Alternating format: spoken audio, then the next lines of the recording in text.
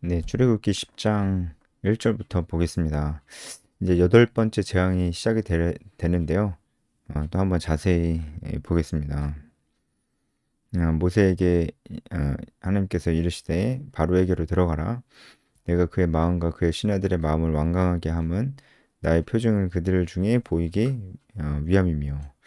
여기서 보이기 위함이며, 보이다라는 말의 뜻이 어, 그냥 보인다라는 뜻보다는 음, 놓다, 두다 이런 뜻이 있다고 합니다. 그래서 그 나의 표징을 그들 마음 가운데 두기 위함이다. 이렇게 보면 더 맞습니다. 어, 그들 마음 가운데 이 표징을 두기를 위함이다라고 말씀하시는 거는 어, 이 표징이 그냥 단순히 초자연적이고 그냥 기적적인 현상 그 자체가 아니라 이 표징이 결국 메시지를 담고 있다는 말이죠. 메시지가 있어야 그 메시지가 마음속에 놓아지죠. 그냥 기적적인 현상을 신기하네 하고 그냥 말아버리잖아요. 그러니까 하나님께서 이 이집트의 10가지 재앙이라는 기적적인 현상을 보여주는 것은 메시지를 전달하고 싶으신 거예요. 메시지를 주시고자 하는 것입니다. 그래서 메시지를 담고 있는 기적이 표징이라고 그랬죠. 그죠? 이 얘기는 제가 정말 많이 말씀드렸습니다. 그러니까 지금 하나님께서 기적적인 현상을 보여주시는 것보다 더 중요한 것은 그 기적적인 현상에 담겨져 있는 메시지입니다. 그 메시지. 그 메시지는 어, 이제 애굽 사람들과 바로와 그리고 이스라엘 백성들 모세 이 모든 사람들에게 다 하시는 그 메시지입니다.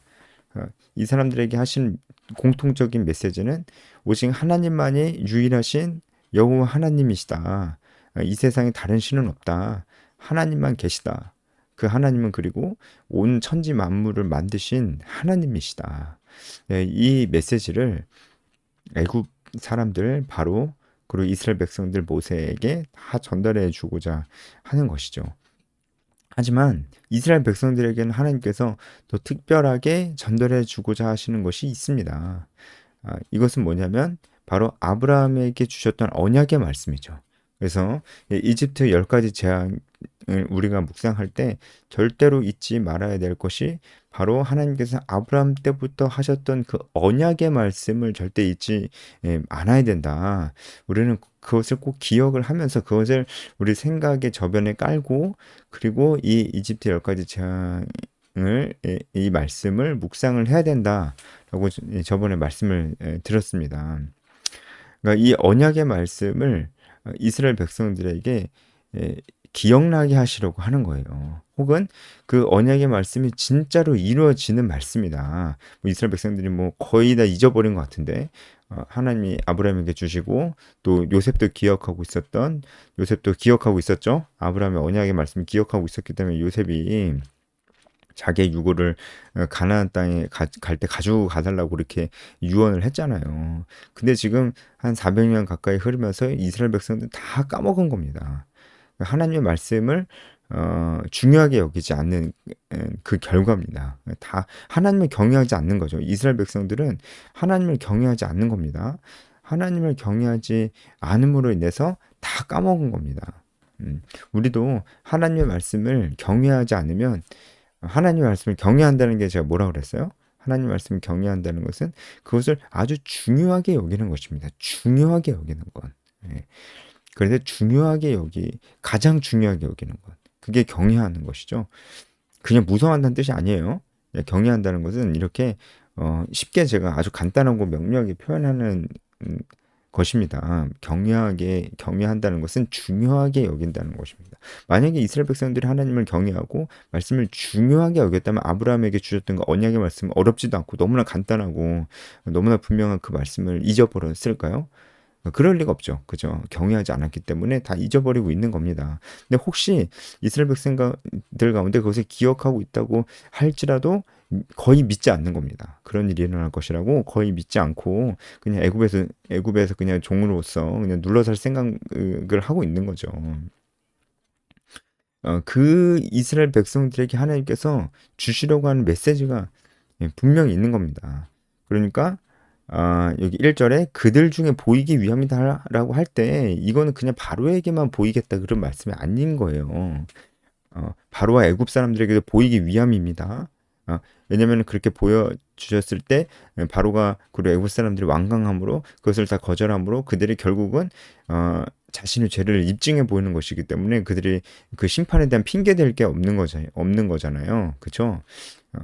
그래서 그런 하나님의 하나님이 그들의 죄를 그들이 원래 죄인인데 그들이 원래 죄를 가지고 있는데 그 하나님께서 이렇게 말씀하신 것을 그들이 듣지 않으므로 그들이 진짜 죄인이라는 것이 나타내 보여진 거죠. 원래 죄인인데 그러니까 내가 죄인이다 이렇게 뭐 이렇게 써 있지는 않잖아요. 그래서 잘 안 드러났었는데 하나님이 말씀하셨음에도 그것을 계속 듣지 않고 또 거의 상식을 벗어날 정도로 계속 듣지 않음으로 인해서 애굽과 그리고 바로는 자기 스스로가 엄청난 죄인이다라는 것을 그리고 그 죄를 자기 스스로 극복할 수가 없는 그런 상황이라는 것을 너무나 명확하게 드러나 보여줬습니다.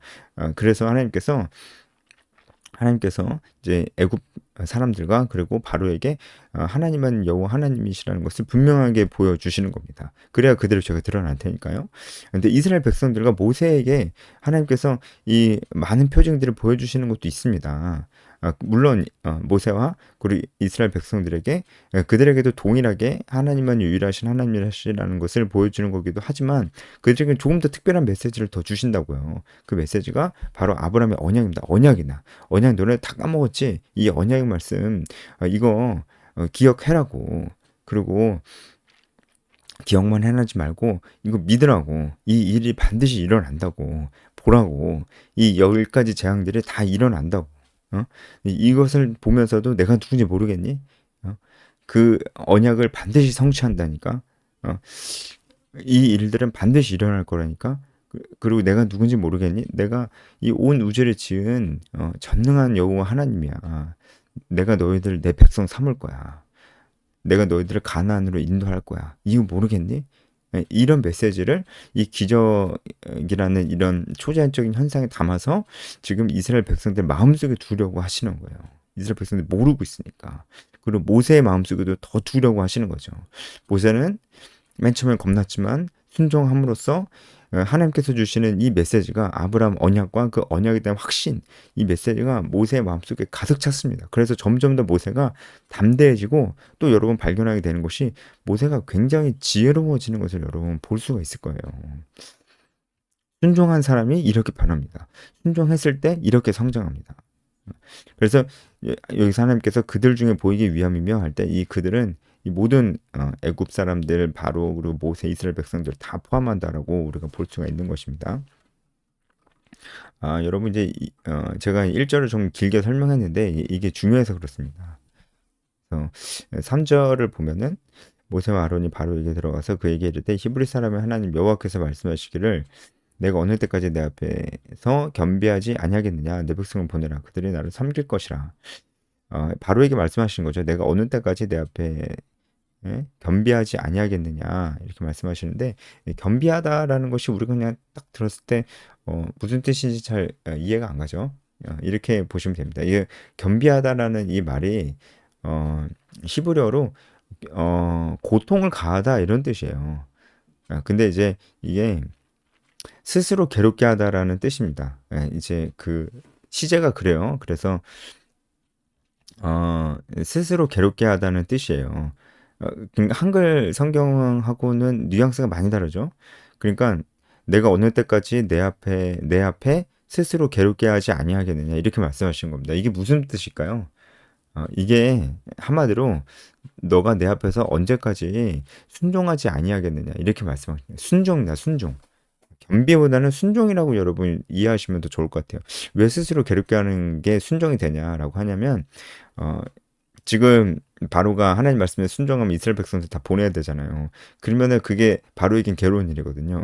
그런 의미에서 스스로 괴롭게 하는 것이 순종으로 연결되는 겁니다. 어쨌든 내가 어느 때까지 내 앞에서 순종하지 아니하겠느냐 이렇게 책망을 하시는 것이다 라고 보면 됩니다. 너 내 백성을 보내라 이렇게 말씀을 하시는 겁니다.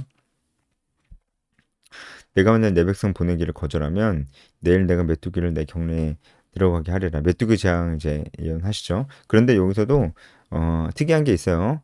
여러분 이제 잘 묵상하시고 어, 그리고 잘 관찰하신 분들은 발견했겠지만 내일이라고 말씀하신다. 내일. 그러니까 지금 당장이 아니에요.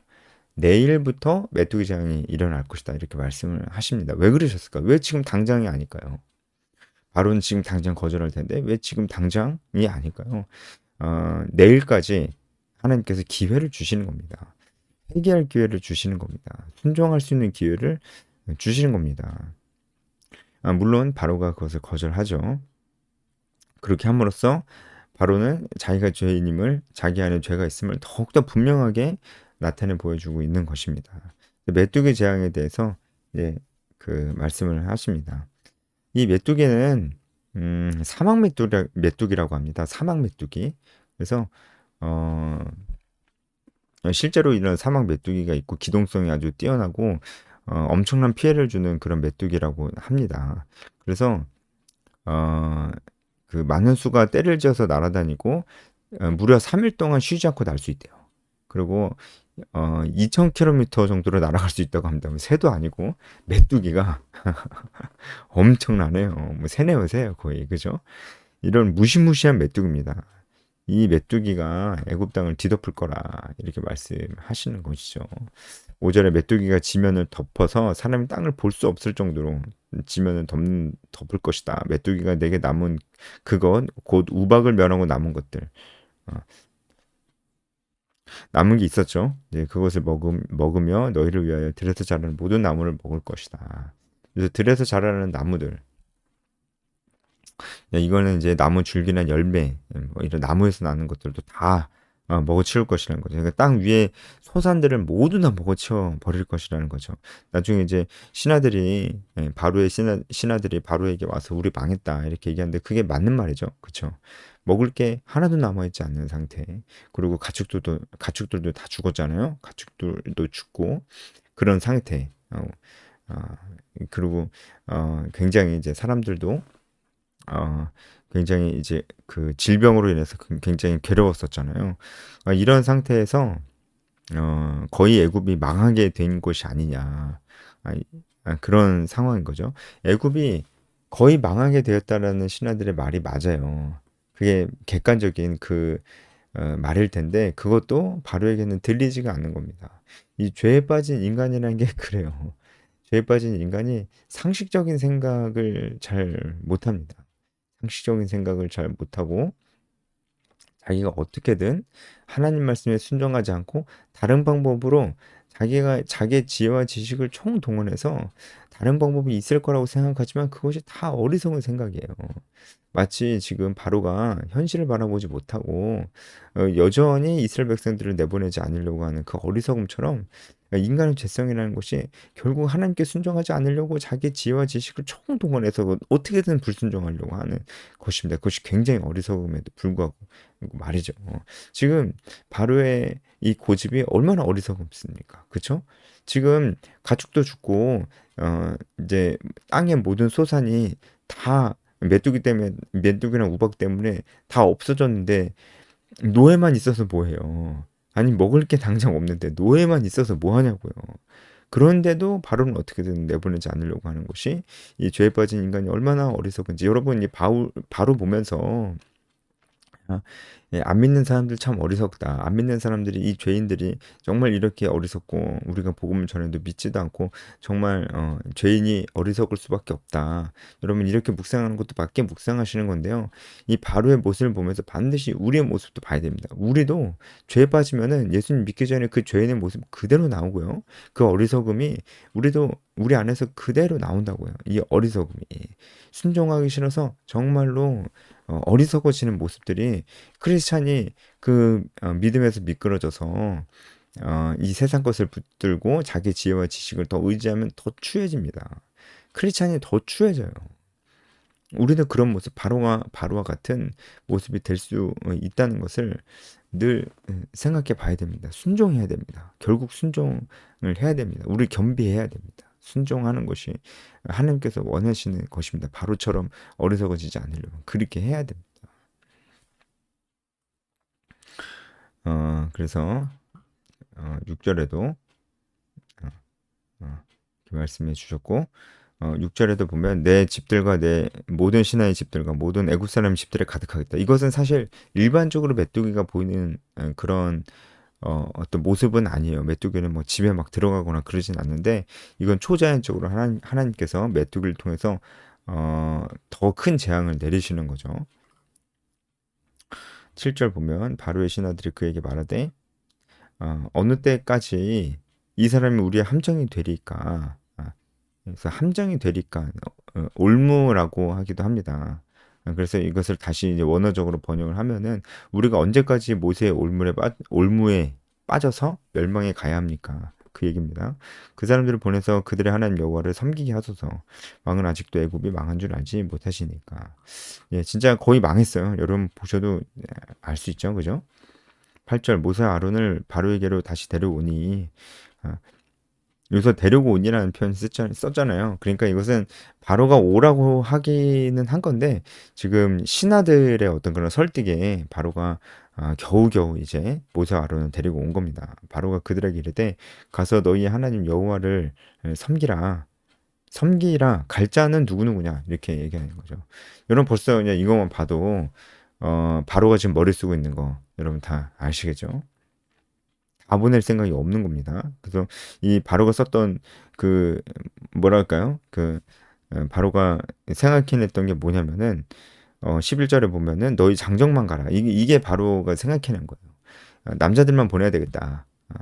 원래 이 얘기를 바로 하려고 그랬었는데 그냥 섬기러 갈 자는 누구누구냐 이렇게 물어보면서 얘기를 하다 보면은 결국은 남자들이 가야 되지 않겠냐 이렇게 대화를 이끌어 가려고 했었던 것 같아요. 바로가.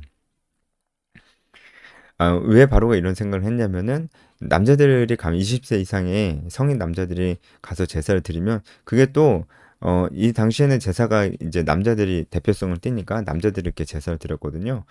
그러니까 되게 합리적으로 보이기도 하고 그리고 이것은 또 다른 측면이 있는데 바로가 이 애굽 땅에 남겨져 있는 여자와 아이들을 인질로 잡겠다는 거예요. 어떻게 하냐면 안 돌아오면 얘는 다 죽이겠다는 거죠. 그러니까 돌아올 수밖에 없게끔 하려고 지금 이제 남자만 내보낸 예, 남자만 가라 이렇게 얘기를 하는 겁니다. 결국 이것도 하나님 말씀에 순종하는 것이 아니죠. 그래서 모세가 이것을 정면으로 반박을 합니다.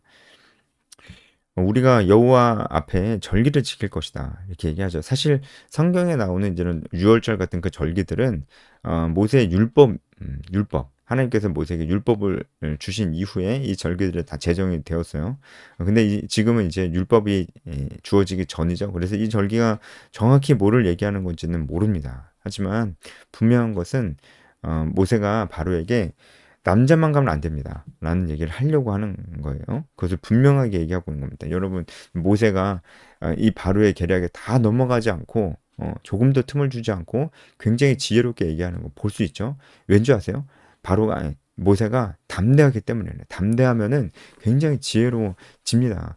어떤 것 때문에 담대함을 얻었을까요? 하나님의 말씀을 믿는 그 믿음입니다. 아브라함에게 주셨던 그 언약이 반드시 성취되고 하나님께서 우리와 함께 하시고 하나님 뜻대로 순종하면은 그것이 우리가 해야 될 가장 중요한 일이다라는 그런 확신이 있기 때문에 이렇게 지혜로워지는 겁니다. 여러분, 그래서 우리도 결국은 바로처럼 살 거냐 아니면 모세처럼 살 거냐 둘 중 하나 아니겠어요? 바로는 불순종하는 사람이고 모세는 순종하는 사람이니까 여러분 불순종하면은 바로처럼 어리석어집니다. 어리석어져. 세상의 모든 것들 다 의지하고 자기 지혜와 지식으로 어떻게 해보려고 그래요.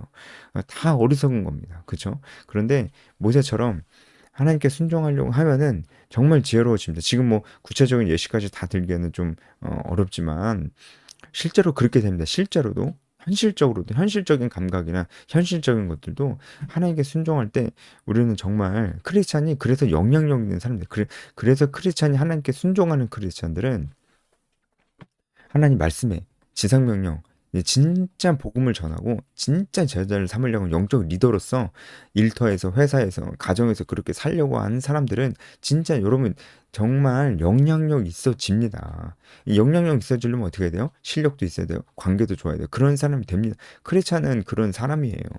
그런데 본인이 하나님 말씀 별로 중요하게 생각하지 않고 전도 내가 할 일 아닌데 영적 리더 난 원래 리더가 아닌데 이게 생각하면서 사니까 바로처럼 이런 쭈구리 찌그리가 되는 거예요. 예? 상식적이지도 않고 이런 사람이 돼버리고 마는 것입니다. 우리가 어떻게 살아야 됩니까? 그러니까 바로처럼 살겠습니까? 아니잖아요. 이스라엘 백성들처럼 살기 위해서 비겁하게 하나님과 바로 사이에서 계속 간보고 있고 지금도 간보고 있고 나타나지도 않고 모세 아론과 함께 바로 앞에 나타날 만도 하는데 바로 앞에 나타나지도 않고 이런 비겁한 사람도 우리가 될 수가 있는 겁니다. 그래서도 안 되지. 이스라엘 백성들처럼 돼서도 안 됩니다.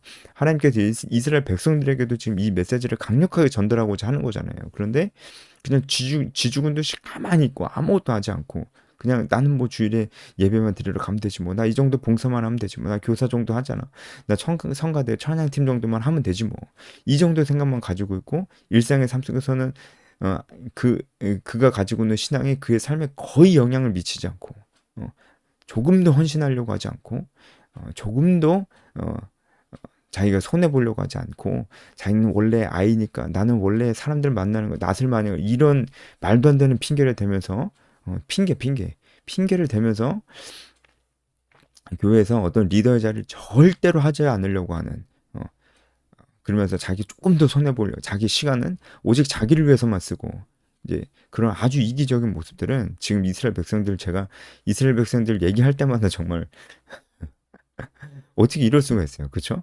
어떻게 그 뒤에 숨어서 어, 아주 비겁하게 그런 모습이 우리의 모습일 수 있다고요. 바로의 모습도 우리의 모습일 수도 있고 우리가 그런 것들을 좀 생각해 보면서 봐야 됩니다. 근데 모세는 굉장히 지혜롭고 굉장히 담대하잖아요. 아, 나는 원래 모세처럼 될 수 없는 사람이다, 천상. 그런 얘기는 절대로 해서는 안 되는 얘기입니다. 예. 하나님께서 우리를 다 부르셨는데, 예. 그렇죠? 네. 그래서 10절.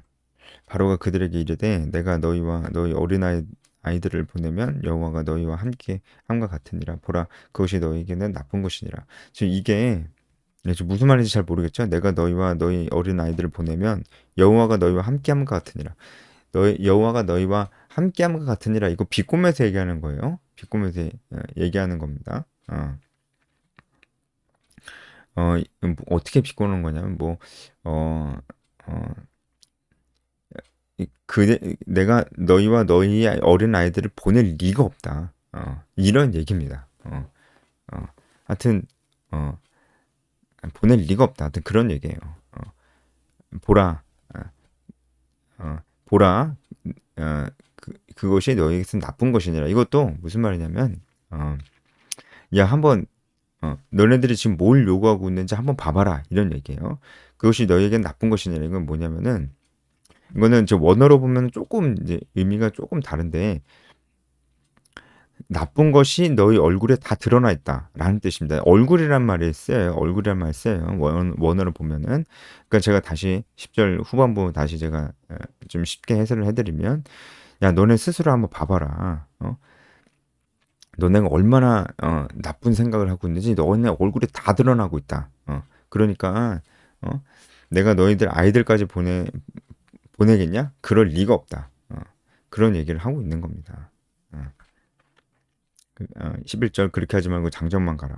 이렇게 얘기를 끝까지 바로는 고집을 꺾지 않는 그런 모습을 보이고 있는데 우리 이제 묵상을 하면서 내 안에 바로와 같은 모습이 있지는 않는가 그렇게 어리석어져 있는 모습이 있지는 않는가 그리고 모세처럼 되어야 되지 않겠는가 그러려면 하나님께서 나에게 주신 말씀들 우리가 굳건히 붙들어야 될 말씀들 결국은 지상명령 성취 예, 그것을 위해서 우리가 해야 될 복음을 전하기 위해서 난 무엇을 해야 될까? 일터에서 나는 어떻게 해야 될까? 아니면 가족들, 아니면 친구들, 나의 관계 속에서 복음을 전하려면 어떻게 해야 될까?